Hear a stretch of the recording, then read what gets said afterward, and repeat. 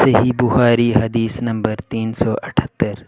حمید طویل نے خبر دی انس بن مالک سے کہ نبی کریم صلی اللہ علیہ وسلم 5 ہجری میں اپنے گھوڑے سے گر گئے تھے، جس سے آپ کی پنڈلی یا کندھا زخمی ہو گئے، اور آپ نے 1 مہینے تک اپنی بیویوں کے پاس نہ جانے کی قسم کھائی۔ آپ اپنے بالا خانے پر بیٹھ گئے، جس کے زینے کھجور کے تنوں سے بنائے گئے تھے۔ صحابہ رضی اللہ عنہم مزاج پرسی کو آئے، آپ نے انہیں بیٹھ کر نماز پڑھائی اور وہ کھڑے تھے۔ جب آپ نے سلام پھیرا تو فرمایا کہ امام اس لیے ہے کہ اس کی پیروی کی جائے، پس جب وہ تکبیر کہے تو تم بھی تکبیر کہو، اور جب وہ رکوع میں جائے تو تم بھی رکوع میں جاؤ، اور جب وہ سجدہ کرے تو تم بھی سجدہ کرو، اور اگر کھڑے ہو کر تمہیں نماز پڑھائے تو تم بھی کھڑے ہو کر نماز پڑھو۔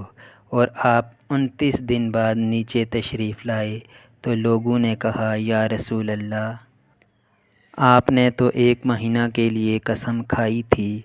آپ نے فرمایا کہ یہ مہینہ 29 دن کا ہے۔ صحیح بخاری حدیث نمبر 379۔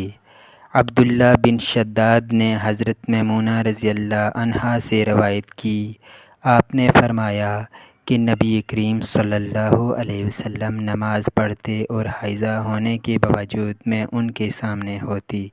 اکثر جب آپ سجدہ کرتے تو آپ کا کپڑا مجھے چھو جاتا۔ انہوں نے کہا کہ آپ کھجور کے پتوں سے بنے ہوئے ایک چھوٹے سے مصلے پر نماز پڑھتے تھے۔ صحیح بخاری حدیث نمبر 380۔ انس بن مالک سے روایت ہے کہ ان کی نانی ملیکہ نے رسول اللہ صلی اللہ علیہ وسلم کو کھانا تیار کر کے کھانے کے لیے بلایا۔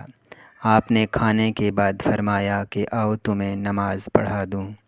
انس رضی اللہ عنہ نے کہا کہ میں نے اپنے گھر سے ایک بوریا اٹھایا جو کثرت استعمال سے کالا ہو گیا تھا۔ میں نے اس پر پانی چھڑکا، پھر رسول اللہ صلی اللہ علیہ وسلم نماز کے لیے اسی بوریے پر کھڑے ہوئے، اور میں اور ایک یتیم کہ رسول اللہ صلی اللہ علیہ وسلم کے غلام ابو زمیرہ کے لڑکے زمیرہ آپ کے پیچھے صف باندھ کر کھڑے ہو گئے، اور بوڑھی عورت انس کی نانی ملیکہ ہمارے پیچھے کھڑی ہوئیں۔